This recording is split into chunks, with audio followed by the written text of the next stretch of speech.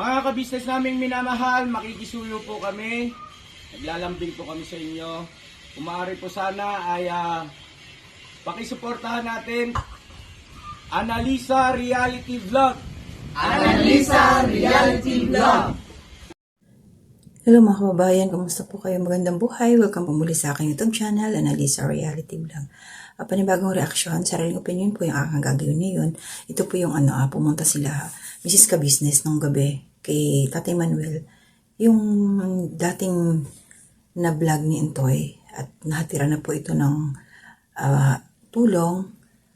Nung nakaraan din, pinuntahan kasama si Pinuno Ka-Business kasi may mga nag-sponsors po dito. At kagabi nga ho ay binalikan ho ito doon kasi mayroon na naman pong nagbigay ng blessing kay Tatay Manuel. Pero bago yun ay maraming salamat po sa ating Panginoon dahil ito makakagawa po ako ng konting reaksyon patungkol dito sa napanood kong video nga sa Ka-Business Official. Suportahan po natin ang Ka-Business Family, Papa Lins TV. Nasa baba po na aking screen ang mga pangalan po ng kanilang account. At gayon na rin po yung aking mga kasamang mga reactors dito. Please support po Anime Reactors TV, Alminda Mix Vlog, Katangay PLC, Ma'am Fleurs Channel, Taong Gala, Kalingap Turak, and Kamix Vlog po. Pag meron mo kayong time, please, bisitahin nyo rin po ang kanilang mga YouTube channel. So maraming salamat po. At ito, sa dulo po ng aking short reaction, ay meron din po akong short shout out na ibibigay na nakita ko po sa aking mga comment sections. Maraming salamat po sa inyo. At thank you so much din po sa mga subscribers po sa aking YouTube channel. Maraming salamat sa inyo. At yung mga silent viewers, mga nagla-like, nagko-comment at nagse-share. Thank you so much. Pagpalain kayo ni Lord, bahala na po siyang magbalik sa inyo ng biyaya o blessing sa buong family po ninyo. At ito na nga, dito sa napanood ko na upload nila Pinuno Ka-Business kay Tatay Manuel. Gabi na nga silang pumunta doon, sila Mrs. Ka-Business, pero dumaan na muna ito sila sa grocery para bilhan si tatay ng mga pangangailangan sa bahay. At yun, nakarating na sila doon sa bahay, medyo konting minuto lang nagantay kasi ito nga daw si tatay nakigamit pa ng CR sa kabila. At nakita natin na habol or hinahabol ni tatay yung kanyang paghinga. Alam naman ho natin na meron siyang asthma. Kasi nung nakaraan, dinalhan siya doon ng nebulizer. Merong nagbigay doon kay tatay. Yun nga lang. So napag-alaman natin dito na nasira yung hose. So hindi alam ni tatay na pwede naman bilhan yan sa Mercury. Or alam niya, pero hindi lang niya nagawa. At wala na rin siyang gamot na pangpausok sa kanya. Pero kailangan pa rin talaga ni tatay ng check-up. Kasi yung status niya, alam niyo mga kababayan, Ka-Business, Kapapi at Kalingap, habang pinanonood ko yun, pati ako hirap na hirap din. Na parang ako din yung yung paghinga ba? Parang hinahabol ko rin yung paghinga ko dahil nahihirapan ako sa nakikita ko kay tatay sa sitwasyon niya. Kung ako lang, yung nandoon sa time na yung pagkakataon, ewan ko lang siguro, baka yung adrenaline ko ba, biglang sige, punta na tayo sa hospital. Yung mga ganun ba? Kasi sobrang mag-aalala ka talaga. Nakita mo naman yung habang kinakausap siya, talagang pinipilit ni tatay na sumagot. Makasagot siya. Hapong-hapo yung kanyang pakiramdam. Kasi meron din ho kaming sa side ng mister ko, mayroong may hika. Ganun din. Nahihirapan huminga, kaya laging nagpapausok. Kapatid ng asawa ko yun. Lagi siya nagpapausok. Mabuti nga kamo, malapit ang health center. At bata pa nga yan na nasusustentuhan yung kanyang pangangailangan sa kanyang gamot. Pero yung katulad ni tatay, na nakita natin yung vlog na to ni Mrs. Ka-Business po, shout out. Siya po yung nagbablog dito kasama ang ating mga kagawang. Shout out si Intoy po yung nag-handle ng camera. So nandoon marami silang mga kasama. Nakita rin nandoon din si Bong, kasama siya roon. Pero nung pumasok lang doon sa bahay, kasi nga maliit ang bahay ni tatay, si Mrs. Ka-Business lang ang nag-interview, kumausap. Yun. So nakita natin ang kanyang sitwasyon. Yung talaga naawa ako kay tatay nung time na yun na kung pwede lang talaga na itakbo na siya sa hospital. Kung nandoon lang tayo. Marami ako nababasa sa comment na Mrs. Ka-Business, itakbo nyo na yan, dali nyo na sa hospital. Yung ganun-ganon. Tapos yung mga pagkain na pinamili nila Mrs. Ka-Business, thank you, marami silang binamili. Okay, may mga bigas, tapos yung mga basic needs talaga. Pero mayroon doon mga pagkain na hindi pwede kay tatay. Mga bawal sa kanya, may asthma. Kasi supposed to be yung para sa kay tatay lang, ay more on ano siya, prutas, vitamin C, gulay, carrots, kalabasa. Kasi yun ang mga kinakain ng may mga asthma. Kasi yung anak ko dati din nagkaganon eh. Maliit pa na agapan naman. So, bawal yung mga saturated fats ba? Mga matatabang pagkain. Tapos yung makaka-trigger sa kanyang paghinga, yung kanyang, lalong sasakit yung kanyang dibdib. Kasi hirap talaga yun eh. Parang ramdam na ramdam mo yung gusto mo pang huminga ng normal, pero hirap na hirap ka nga. Dahil yung, parang yung barado yung daluyan ng hangin mo. Kaya kaganyan, yung sa lungs mo. Mahirap yun eh. Yung mayroong anak doon, di ba? Mayroong anak si Tatay Manuel, pero wala din. At saka alam natin meron siyang kapatid doon.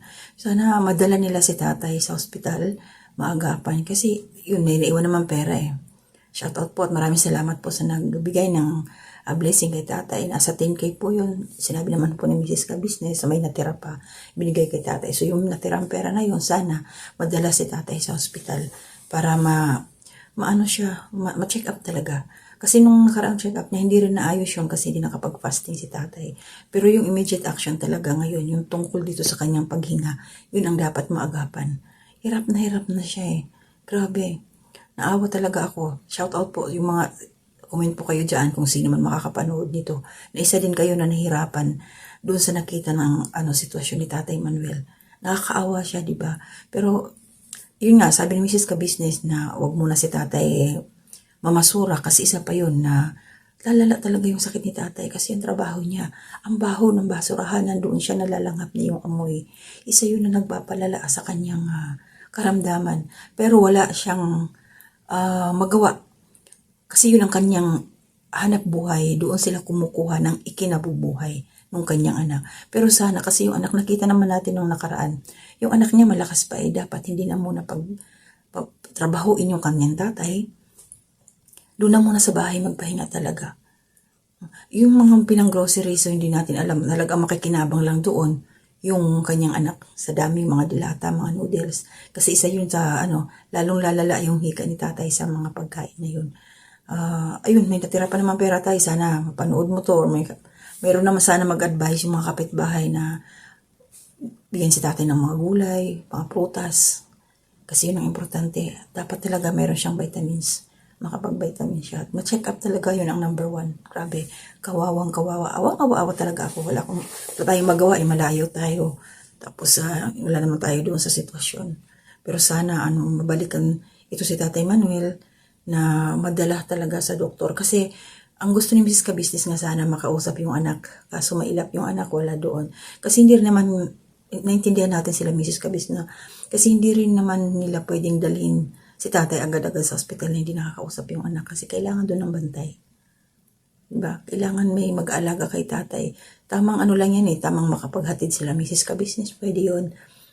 Pero kailangan may maiiwan doon na kamag-anak na siyang mag-aasikaso. Pero sana talaga dapat nadala na rin si tatay sa hospital. Sana kasi mahirap eh, minuto na hingal na hingal siya. Hirap na hirap siya sa kanyang paghinga.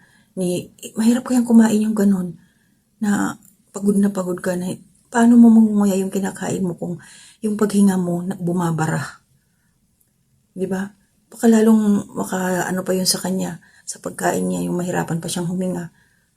Kasi pagkagan hirap talaga, grabe. Nako, pasensya na mga kabayan, sobra talaga yung awa ko dito kay Tatay Manuel. Sana matulungan talaga siya. Grabe.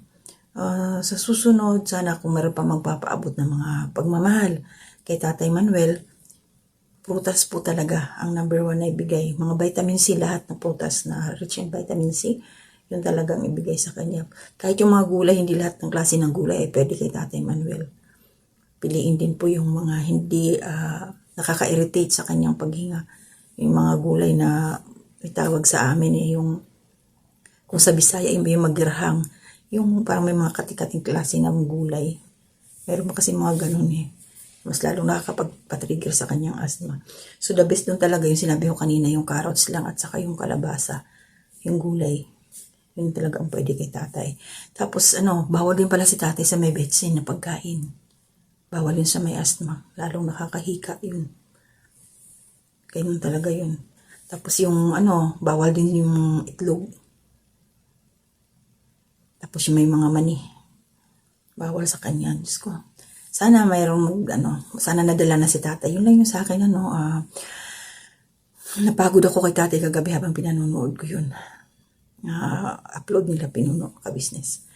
At shout out sa lahat po ng mga nanood at patuloy ho natin suportahan yung vlog na to para matulungan pa si tatay Manuel sa paraan ng ating mga, pag hindi pag-skip ng ads po, support natin ang Ka-Business Official. So magsa-shoutout po ako, maraming salamat po sa lahat ng mga nariyan palagi nakasuporta sa akin. Sa ngayon shoutout tayo kay kabayan na nabulol ako, sorry. Flor Delina Jacinto, maraming salamat po sa suporta. Kay Ate Marilyn, thank you po, lagi ko kayong nariyan. Huwag ko kayong mag-alala kung hindi kayo nakakapag-pisonet. Okay lang po, maraming salamat. At medyo nag-okay na rin ho yung aking pakiramdam. Kasi inagapan ko rin ho yung aking lalamunan.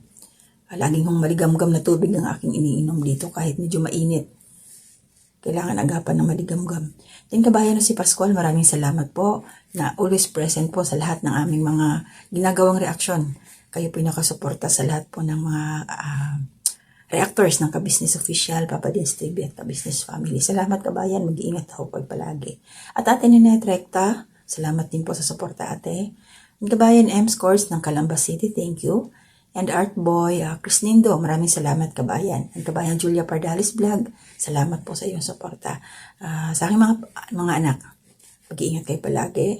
Ganun din po yung sa aking asawa, sa aking nanay, and sa aking mga kapatid, mag-iingat po kayong lahat. So ito na muna yung aking reaksyon at harinawa, magamot si tatay, maagapan, madala sa ospital. Yun lang po yung akin si tatay Manuel.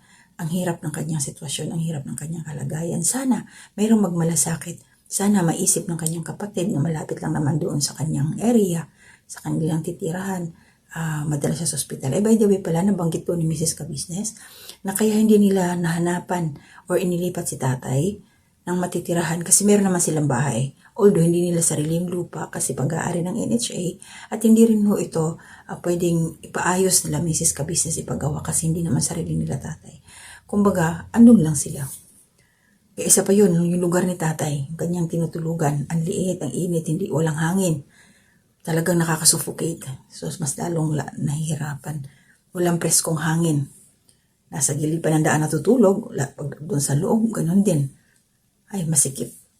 Sana matulungan si tatay. Yun ang pag-pray natin, mga kababayan, ka-business, kapapi at kalingap. So, mag-iingat po tayong lahat. Hanggang dito na muna ang aking gagawing reaction. To God be the glory.